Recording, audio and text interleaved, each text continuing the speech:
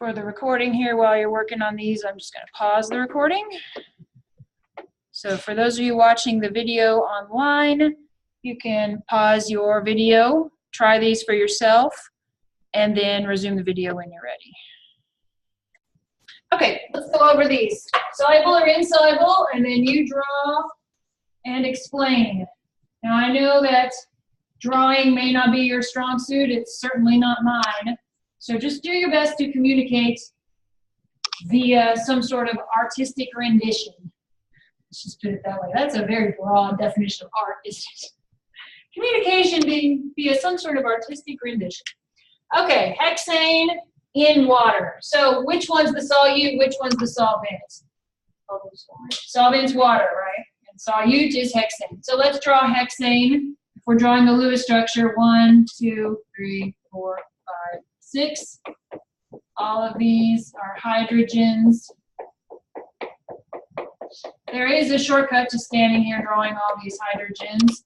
What would that shortcut look like? You just draw a zigzag, 6 zigzags long, right? 1, 2, 3, 4, 5, 6. Polar or non-polar? This one's non-polar. How'd you know? Right. All hydrocarbons, all pure hydrocarbons, I should say, is non-polar. Now, if it's a modified hydrocarbon, that's a different story. We're not going to deal with modified hydrocarbons in here, unless it's like a bonus or something. And then water, solvent, the structure looks like this. Are there regions of positive and negative in water? It is polar. And where are the regions of positive and negative, just so I know? Right, the negatives on the oxygen and the 2 positives are on the 2 hydrogens. Okay, so what's the conclusion here? Soluble or insoluble? Insoluble, right. And the reason is, right, they don't match.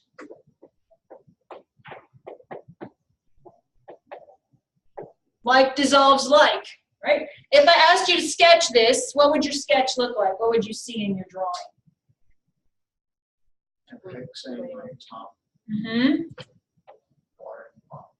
1, 2, 3, 4, 5, 6, right?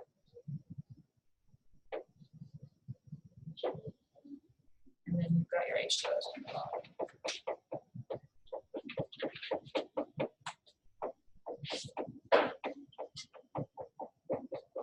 You've got layers, right? Layers are the hallmark of insoluble, right? Because even if you shake it up, what you're doing is just dispersing these in each other momentarily, but they separate back out. Good.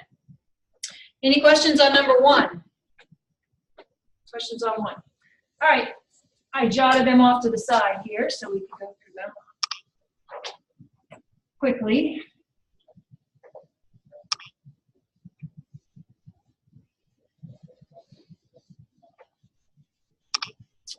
All right, potassium chloride in octane, which is C8H18. All right, what does KCl look like? Right, its Lewis structure is KCl. Or you could represent that how? When this is this a cation or an anion? Potassium ion is what charge? Positive. And chloride ion is negative, right? So could you represent it like that too, in cartoon form, if we're drawing it? Is this polar or non-polar? This was very polar, right? Extreme polar, right? Positive and negative. And then octane, what's that look like? You can do your zigzags. How many would you do? 8. 1, 2, 3, 4, 5, 6, 7, 8. If you decide to draw it out,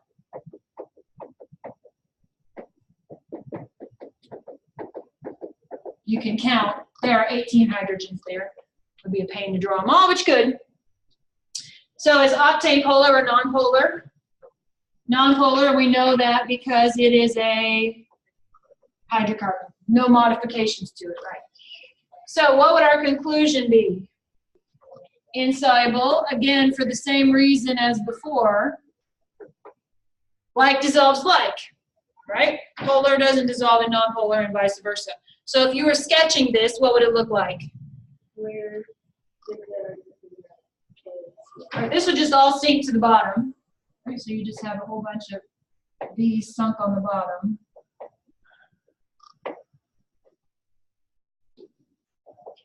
Just drawn on like a crystal. And then you have all your octane. 1, 2, 3, 4, 5, 6, 7, 8. Again, you get layering. Sunk to the bottom, oil sitting on top. Did you get this one right? Any questions on this one? All right. Now for number 3 with sugar, I would give you the structure of sugar. And sugar drawing is not a requirement for this class. But since we just drew sugar in the notes, that's why I left it like that. Right, sugar that's not modified has a general structure. We're assuming that it's just a regular sugar molecule, nothing funny going on.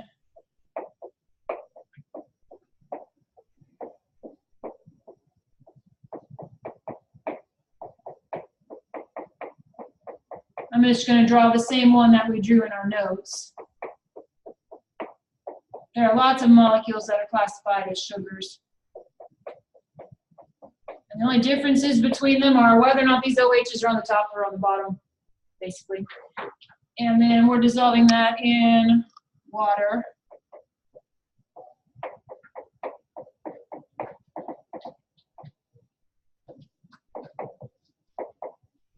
So what about this molecule do we need to focus our attention on? The OHs, right?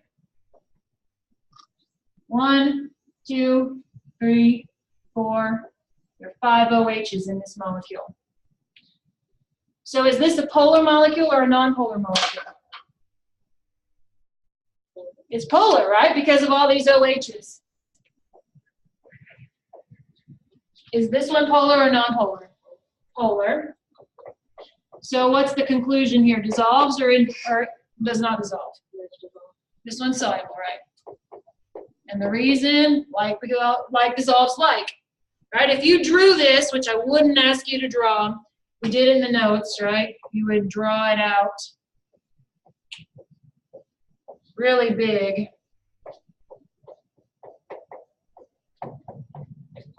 And then you'd have all your hydrogens and OHs.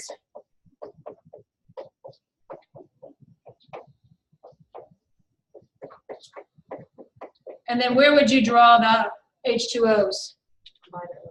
Around all the OHs, right?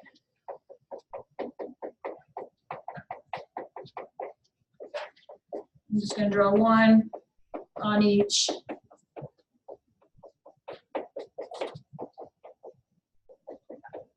What if this were a modified sugar of some sort?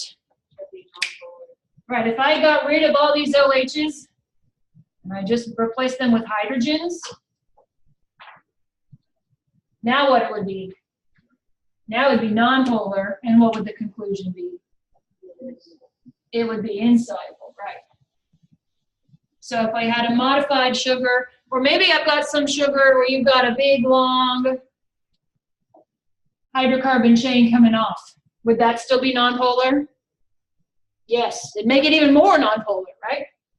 So nonpolar and a polar would be insoluble. So again, if you were doing a sugar, I would give you the structure. Okay, I'm not going to make you memorize how to draw sugars. That's not part of what we have to do in this class.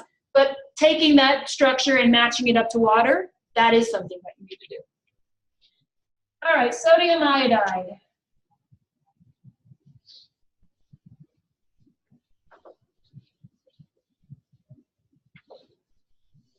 Has the formula NaI.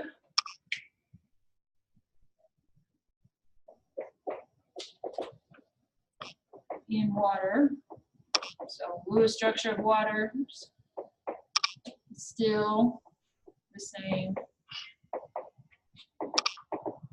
NaI, what's that look like?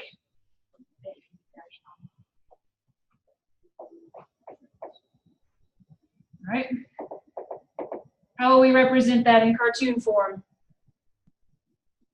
A positive and a negative. So is this polar or non-polar? Very, very, very polar. Is this polar or non-polar? It's very polar as well. So what's the conclusion here? Soluble. And then if I asked you to draw this, which I could ask you to draw this one. What would it look like? So you'd split up the positives and the negatives, right? And then think about that clump of magnets we talked about, right? If you had a whole bunch of magnets, you threw them in a box, you shook the box up. When you reached in, those magnets wouldn't be randomly distributed. As soon as they touch each other, they'd clump up, and you'd pull this big clump out, right? That's what this would look like, too. You'd have your waters surrounding the cations and the anions.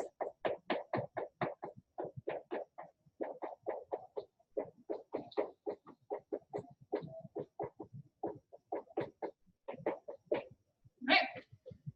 And you'd have a gazillion of these. I wouldn't make you draw a gazillion of them, but you would draw at least a cation and an anion to show that they are split up, to show that the water molecules are surrounding them. Questions on number 4? Feeling good about 4? All right.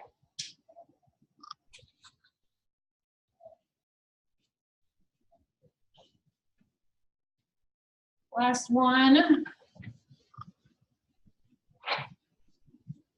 Boy, this eraser doesn't do a very good job.